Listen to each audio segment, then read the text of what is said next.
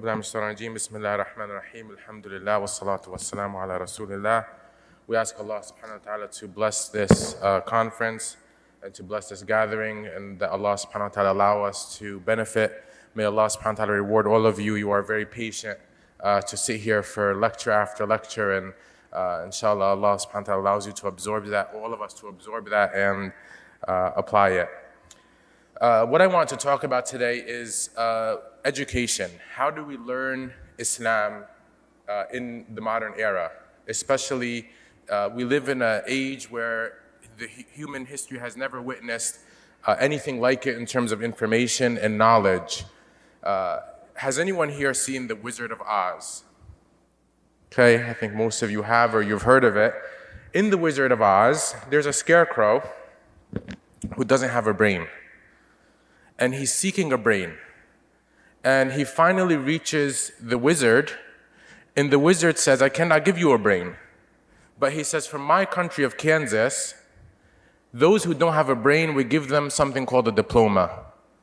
And he gives the scarecrow a diploma, and the scarecrow becomes so happy. Okay? So the question is, does a piece of paper make someone educated? Does a degree make someone educated? It depends how you define education. In the Western context, education means a degree. Education means that you've went through this process of passing tests, and you've gotten good grades or even mediocre grades, and you've made it through the system, and you are now whatever field you are in. So we all know students who don't do well in school, and they graduate, and we call them teachers. Or we call them historians if they studied history. We know mediocre students can make it through the system and at the end be given a level of authority in that field, when in actuality, maybe they didn't even like what they were studying. Maybe they were getting C's and D's, but still we look at them as though they are experts in that field. So in Arabic, they say there's two kinds of ignorance. There's jahl basit. There are ignorance that's innocent. Someone who says, you know what, I don't know. I just don't know. I'm not a doctor. I cannot answer your question. I am not a scholar. I cannot answer that question. That's called innocent ignorance. It's easy to cure because the person recognizes that they are ignorant. And the second kind is called jahil murakkab. This is a compound ignorance where the person is ignorant of their ignorance. They think that they know everything. So you all know people perhaps who, when it comes to Islamic law or halal and haram, some people don't pray, they don't come to the masjid, but you're sitting in a gathering and they start saying, no, this is halal, this is haram. And they start saying, this is that, and this is that. And this person is unaware of their ignorance. And even the study of Islam, is Islam easy to understand? That question in and of itself there's two answers to it. Islam is easy to understand in terms of the basics, the basic fundamentals. Everyone can understand that there is one God. Everyone can understand the belief in all prophets. Everyone can understand that there's a hereafter. That is very easy to understand. But does that mean that Islamic law is easy? Does it mean that every single one of us knows when someone dies how to distribute inheritance? Does that mean that every single one of us has the capacity to understand marriage and divorce laws and transactions in Islam and the issues of zakah? It is not easy to understand. It requires a level of scholarship. So when we say education in Islam, what do we mean? In Islam, education is not something in the brain only. It's not only academic understanding. In the West, education, God has been erased from education. So if you study psychology, you're not studying God. God is not involved in the human psychology. If you are studying sociology, it has nothing to do with God. We are just studying groups of people. If you are studying biology, it is only the body. God is removed from the equation. In Islam, education is actually, God is always involved in it. It's similar to the way you would study regularly biology or psychology, but there's the understanding that there's something beyond the materialistic. There's something deeper in terms of the human spirit. And in this sense, education in Islam, what it really means is that it's self-transformation. Because I am a professor in Western academia. I know people who are not Muslim who know Islam very well. They know Islamic history better than Muslims. They know Islamic law better than your average Muslim, but they are not Muslim. Does this person have the education according to the Islamic definition of it? No, because that knowledge has not transformed the heart. It is simply in the mind. In Islam, if someone knows things, but there's not a living tradition with it, there's not a living lifestyle with it, that person has not really achieved what we would call a true Islamic education.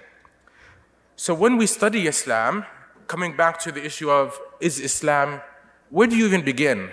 If someone wants to study Islam, where do you begin? And this, I'm going to gradually tie this into our internet age, right?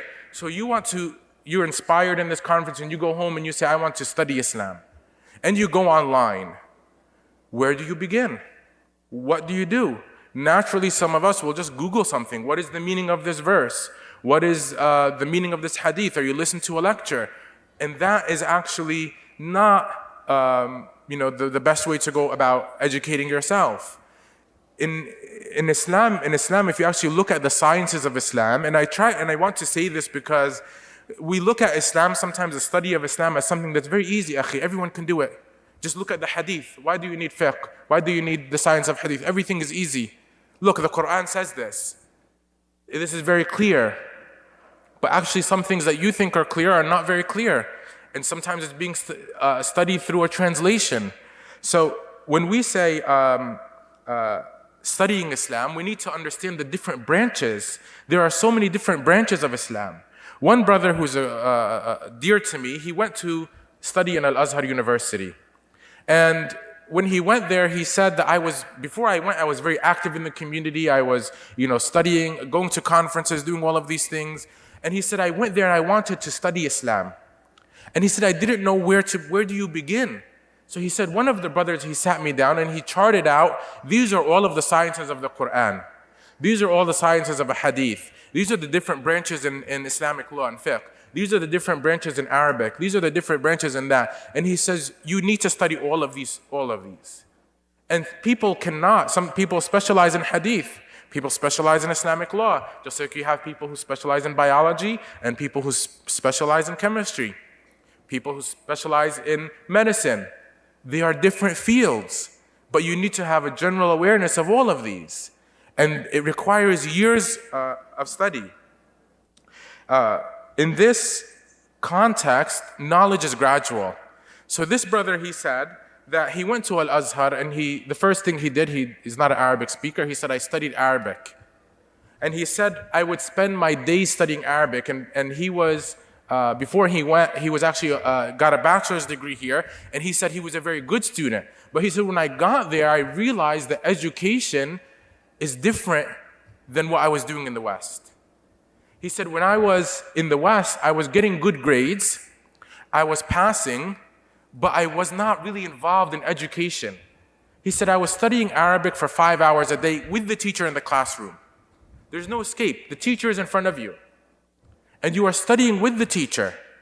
And he said, when I was in America, I would do good, but I would usually write my papers last minute. The night before, I would be writing papers. And I would be, studying for a test. So we actually train ourselves to take tests. But is there real retention of knowledge? Is there practice of it? And is there implementation of it? And is there even a paper test, is that the real way to be testing for knowledge? So he said he came back to America, and he said, all I did in Egypt was study Arabic. I didn't study Islamic law, I didn't study fiqh, I didn't study hadith, anything else. And he comes back and people ask him, can you give a talk? Can you give a talk on zakah? Can you give a talk on this and that? Because one of the problems of our time is we cannot distinguish between someone who just gives a lecture and is inspirational, a spiritual lecture, inspirational, motivational khutbah, versus someone who has real Islamic sciences. I am not a scholar. I am not a faqih. Many times I've given a spiritual talk. And after I come down, people ask me halal or haram. I do not know. Well, how can't you know? You seem like you know Arabic. Yes, I know Arabic. But knowing Arabic does not mean I've studied Islamic law. I'm not a faqih. I cannot give you a halal or haram answer on a complicated issue. And that the issue of authority in the internet makes this even more complicated, because now anyone who has internet access can just give a lecture, put it on YouTube, and if it's nice, people watch it, and we say, mashallah, this is great. And many times it is. It's a good content. But sometimes there is not. It's not good content. And the average person cannot always decipher between what is good and what is not, because of this overload of information that is given to them. So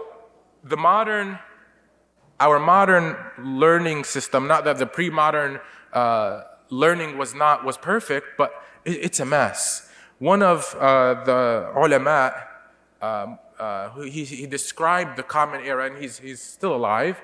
He said, we are living in zaman fawda ilmiya. We are living in a time where there's educational chaos, where everyone is an expert.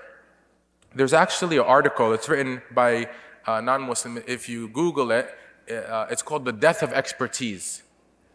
And what that means is that if anyone says they are an expert, they are usually said, well, you're just saying that. How can you dare say you're an expert? I have the right to express my opinion. Well, do you have the right? Yes, you can express your opinion. But does that mean that the opinion is valid? Does that mean that the opinion has any weight to it? So in medicine, for example, I can express my opinion on medicine. I can stand here right now and say, brother, you should take this medicine and it'll cure you from all diseases. I have the right to say that, but I never studied medicine in my life. Does that mean that my opinion has any weight in the field of medicine? It does not. So likewise, in Islam, this article, what this guy was saying was that in modern times, anyone who wants to say anything in terms of education, they say it. And if you try to counter them and say, listen, you must listen to me because I am an expert, they say you're just trying to end the conversation. You're just trying to have authority on this topic. And this is the case especially in Islamic studies, especially in social sciences, where things are not always right and wrong, they're not always black and white. People feel they have that right to express their opinion, and that their opinion has that validity to it. If you remember, some of you, before the internet, if someone wanted to express themselves in writing, if someone wanted to, speak to the public in writing, you usually write in a newspaper. And when you wrote to the newspaper, you had to write something that was somewhat intelligent. You cannot have grammar mistakes, typos. You had to write out words. There's no LOL or thanks spelled with an X. Right? You had to write intelligently, and you also had to attach your name to that article. So now people know it's you. Now we live in a time where people can comment.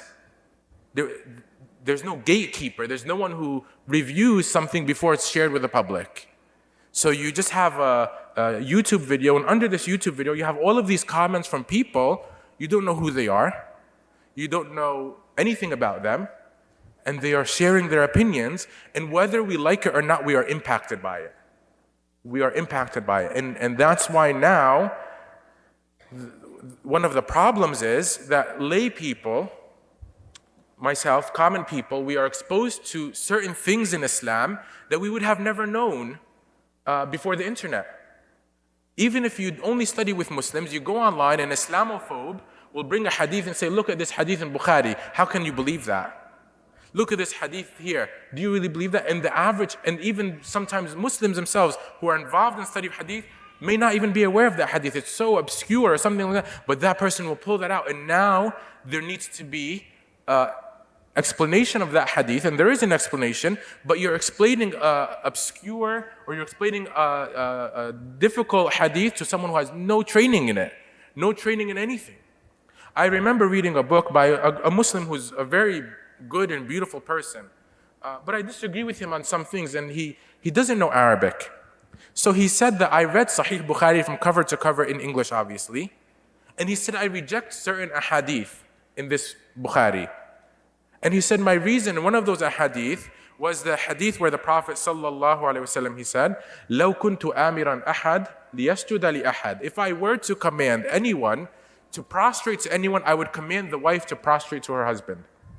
He said, I can't believe the Prophet would say that.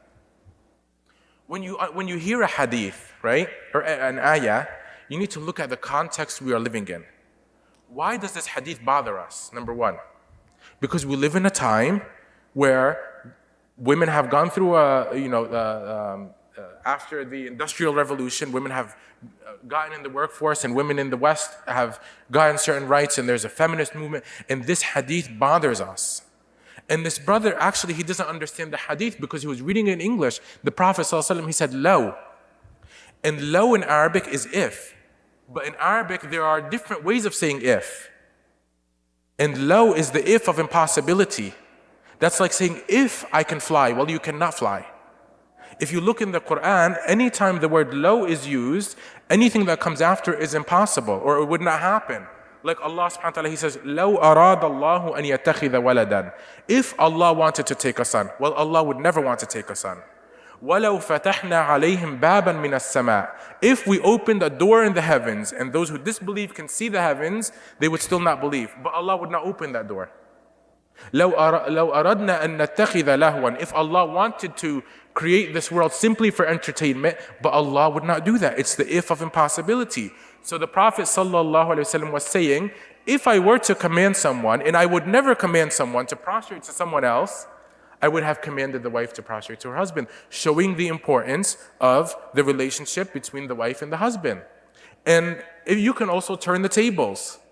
I can, as a man, say, I feel oppressed in Islam.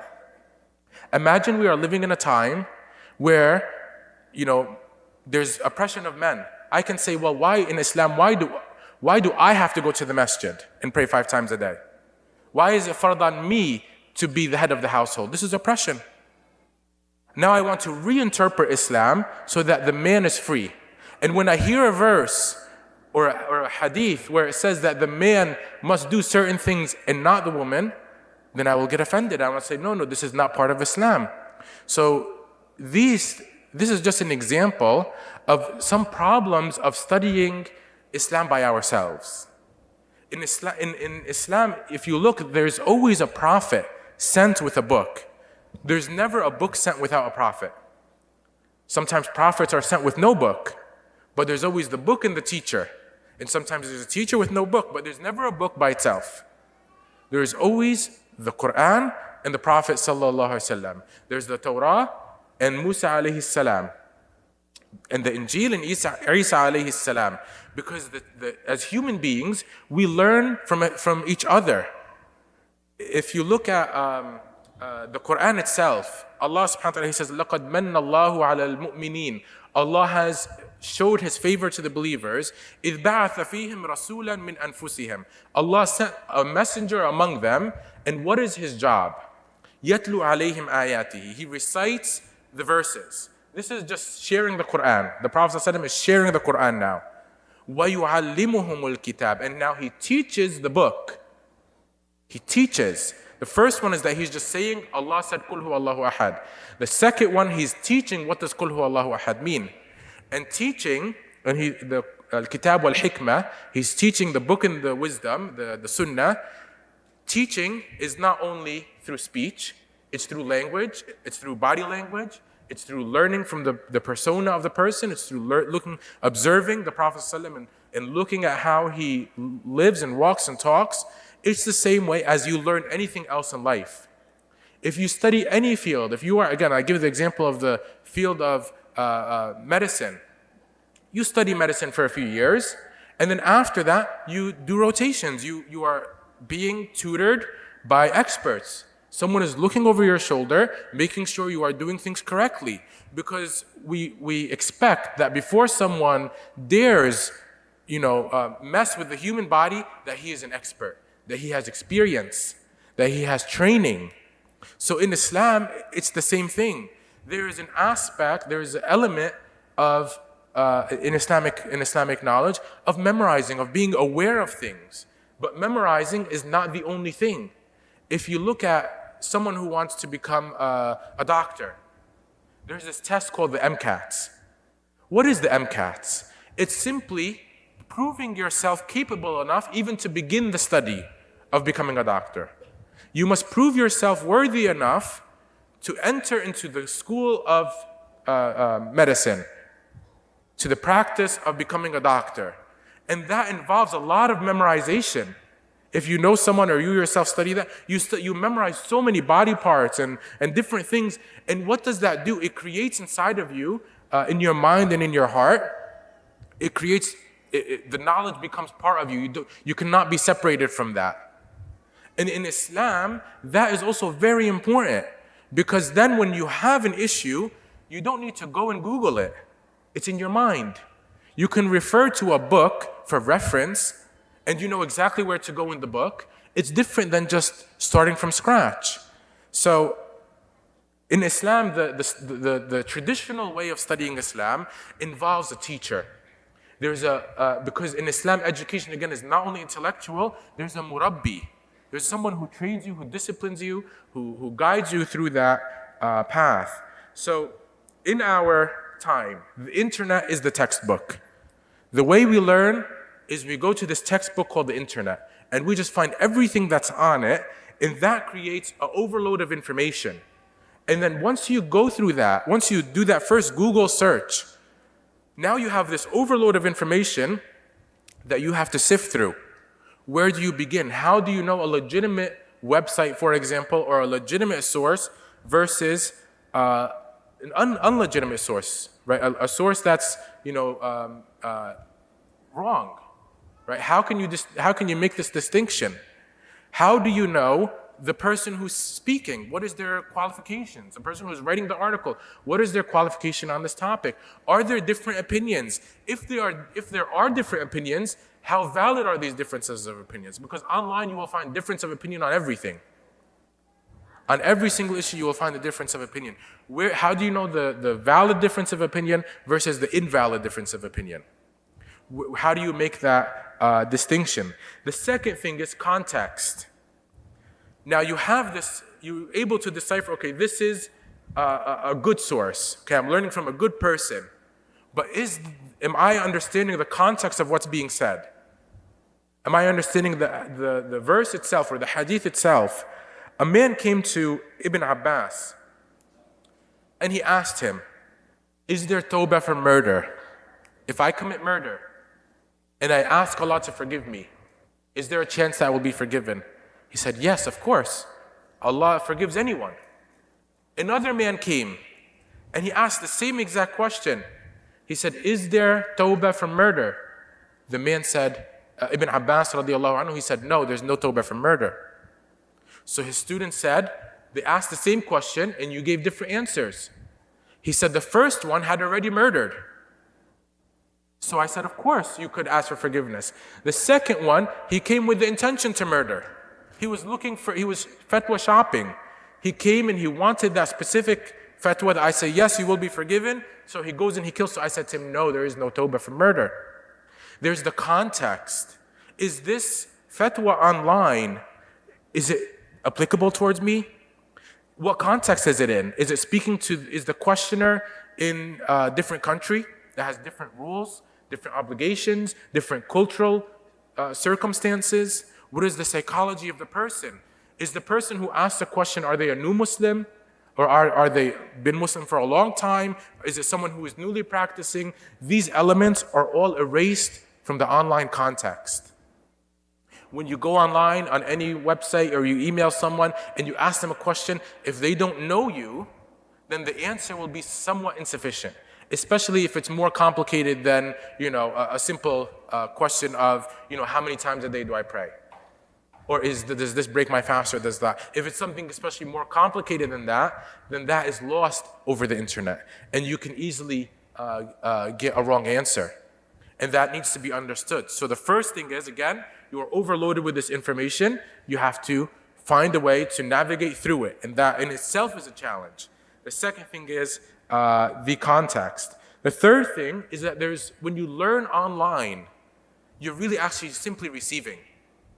There's no back and forth. When you're in a classroom, there's the interaction between the student and the teacher. And there is a back and forth. And if the student says something that is wrong, the teacher comes in and he says, no, you've misunderstood that.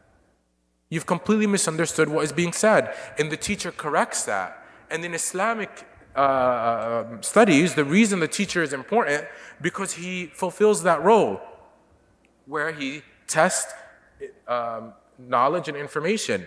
So in Islam, when someone is studying, they get this thing called the ijazah. Right? And if you go back 100 years ago, the way someone would become a scholar is that they would begin in their local community, and they would study with a different ulama in their local community. When they've mastered a subject, the alim now says, okay, I will give you an ijazah. That means you are licensed to teach on this specific topic. And that actually carries a lot of weight with it because the scholar is putting his own reputation on the line. If you look at Islamic biographies, if you read the biography of any Muslim scholar, they will rarely say where he studied, but they will tell you his teachers. They will say, this person studied with this person and that person and that person. These are his shuyukh. Rarely do they say he studied in Iraq and then he went to Syria and then he went there. In modern times, they say, okay, he graduated from Princeton, he graduated from Harvard, he graduated from Cambridge. The place in Islamic history was not important, it was the person. Because the person you studied with, it's understood that, okay, now this person is very trustworthy. If he gave you an ijazah, that means we trust your knowledge. We trust your knowledge. In the modern university system, we say, well, such and such has graduated with a degree in this. We don't know anything about his grades. We don't see a transcript. We don't see any of that. And we cannot necessarily judge that person's level of knowledge. So I'm going to wrap it up. I have, I think, 10 minutes or so. I'm going to wrap it up with just some historical understanding of how we got to where we are now in some points. So in modern times, right, we have ulama, you have imams of masjid and everything else. The way we culturally look at imams, we look down upon them. Not as people, but the profession itself. Rarely do you find someone who says to their child, when you grow up, I want you to be an imam. I want you to be the imam of a masjid. I want you to go and study Islam. Usually we tell our children, you must be a doctor and engineer. And in many Islamic countries, this is the way it actually works. If you've gotten a 90 or above, you become a doctor. If you've gotten 80 or above in your high school exams, you become a lawyer. If you got a 70 or above, you become an accountant. If you become less than that, then you will go to the Sharia college. You have this person who, and this is true, and these people go to the Sharia college. And these people are the people who failed at the high school level. They didn't do well at the high school level. They go and they get, again, a very poor education. And then they come and they give a fatwa. And the fatwa makes no sense to any of us. And we say, how on earth, even the person with just a little bit of education can say, how on earth can this person say this is part of Islam? And then people begin saying Islam is backwards. Islam is not backwards. But it's the person who made that person who has that negative or that poor Islamic education, because we've created this culture, he's gotten, now instead of attaching the backwardness to the person himself, we attach it to Islamic sciences.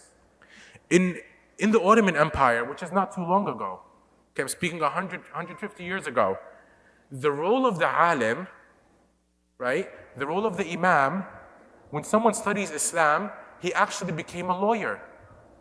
Now look at the difference that might come to your mind. When I say imam, you think, imam, whatever, right? When I say lawyer, you're like, oh, mashallah, lawyer, right? Or the person who become a professor. When you think imam, you think alim, you say, okay, just some guy in the masjid, nice guy, humble guy, whatever. But when you say lawyer, there's this reverence for that profession.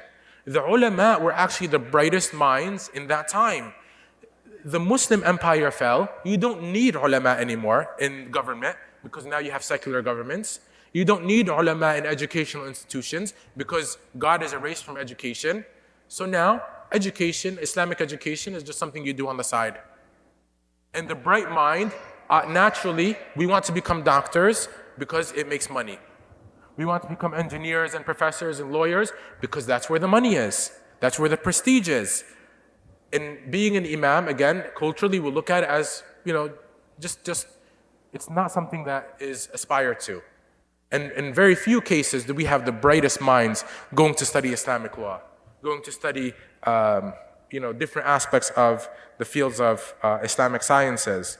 So in this context, we understand how we've gotten into the situation to begin with. And in this context, we need to encourage our young children to learn Islam, study Islam, devote your life for Islam, and encourage them to do that. It may not be the best paying career. It may not be the most professional career, but we as a community, we need that. And I know, and you perhaps know many people who wanted to go study overseas. And their parents said, first you get a degree here.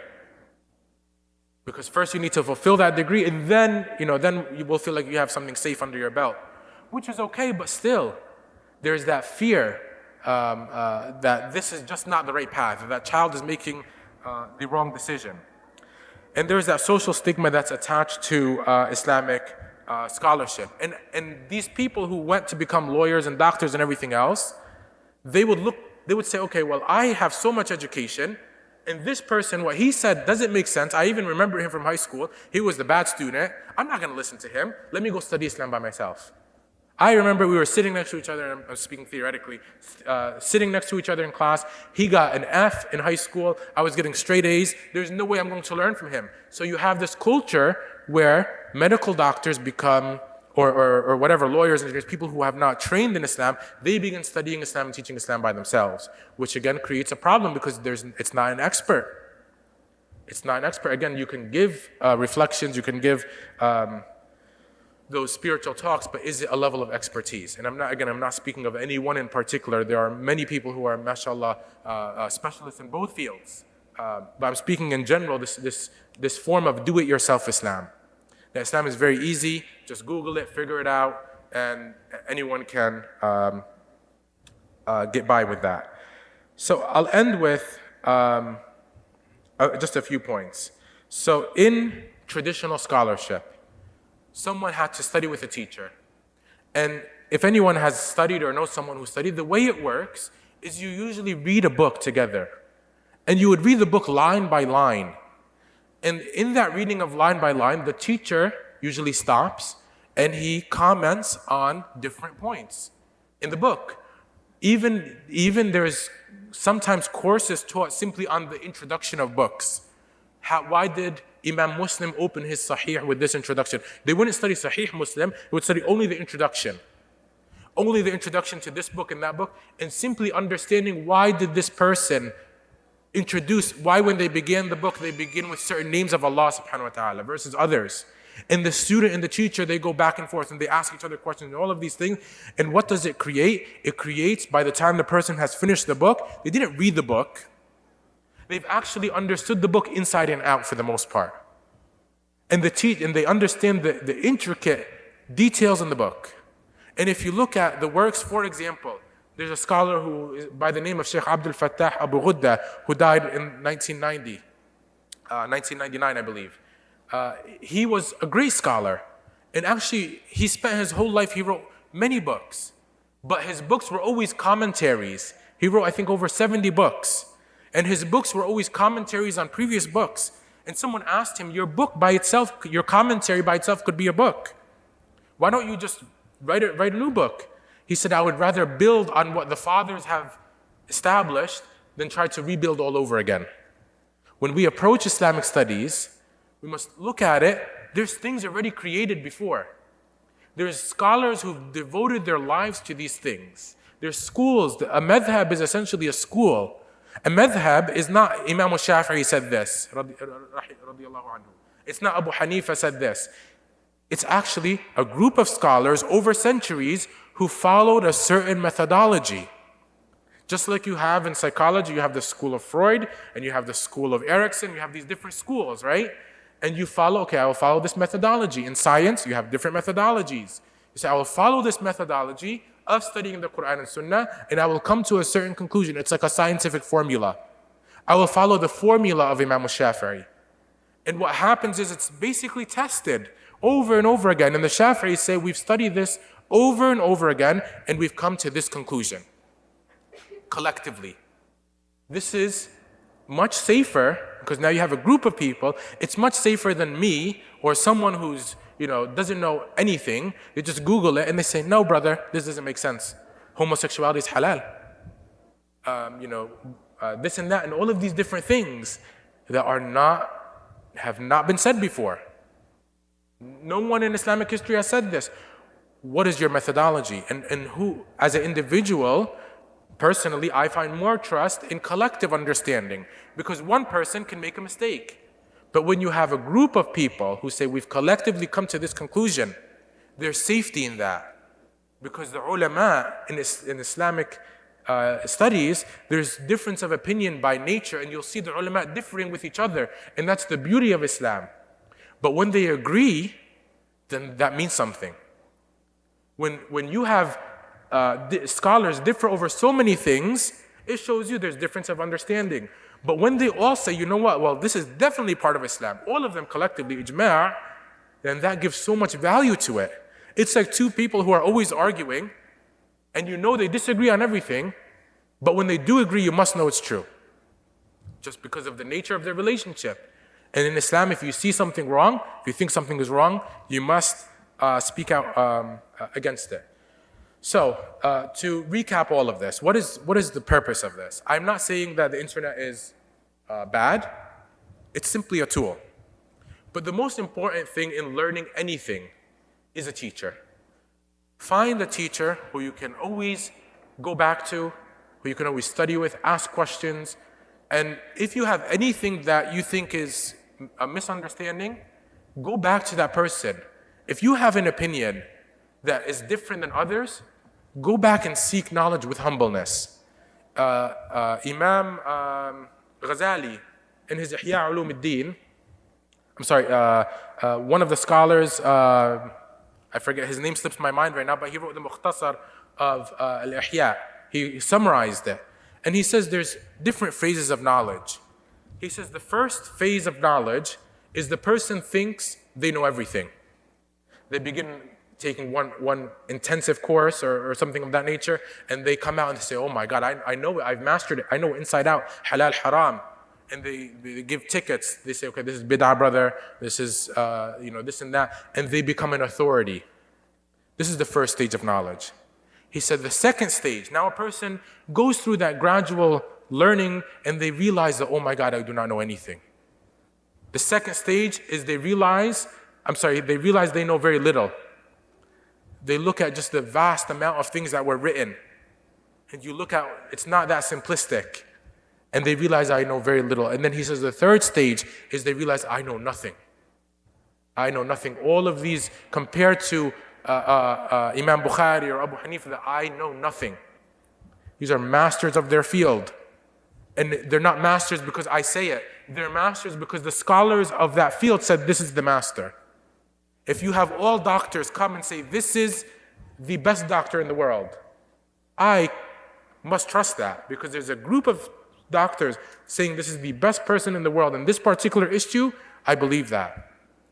So when you have the ulama come and say, well, Imam Abu Hanifa and Imam Malik, Imam Shafi'i, Imam Ahmad, Imam Bukhari, Imam Muslim, these are the leaders of Islamic, these are the best minds of the studying of Islamic studies, I must not just throw it out and say, well, these were, misogynist men who were just making things up. They were just, making things up, wal'iyadu billah, about Islam and the Prophet ﷺ, and they were just, halal, haram, let me just guess today. They didn't have a magic 8-ball that they would shake and come with an answer.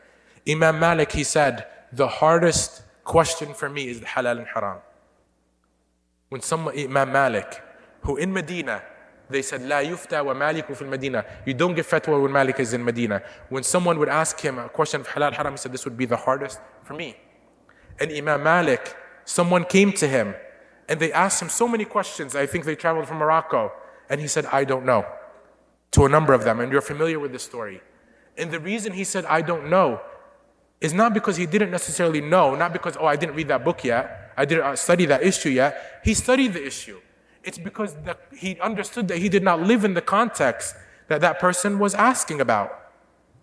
He lives in Medina. Imam Malik only left Medina once to go for Hajj. Beyond that, he was born and raised and for his entire life was in Medina. So he understood that I live in this context, I cannot give a fatwa about Morocco. Just like someone in America cannot give a fatwa about, a situation or a particular context in the Middle East or Asia. And the opposite as well is true as well. So if you go to a different country and you ask, is Thanksgiving halal or haram? Immediately they will tell you haram, most likely. But we live it. Is there any religious connotation to it? Maybe not, there's a different, we understand that it doesn't have that religious connotation to it, and many ulama will tell you, no, it's okay. In America, many ulama will say, being part of Thanksgiving, partaking in Thanksgiving is not necessarily haram. And I'm not giving a fatwa here, I'm just sharing with you that the scholars who live here see it in a different light than the scholars who live in a different part of the world. May Allah subhanahu wa ta'ala teach us. May Allah subhanahu wa ta'ala forgive us for our shortcomings. May Allah subhanahu wa ta'ala forgive us for our ignorance and our arrogance. May Allah subhanahu wa ta'ala accept from all of you. Jazakumullah khair. Wa akhiru da'wana alhamdulillah rabbil alameen.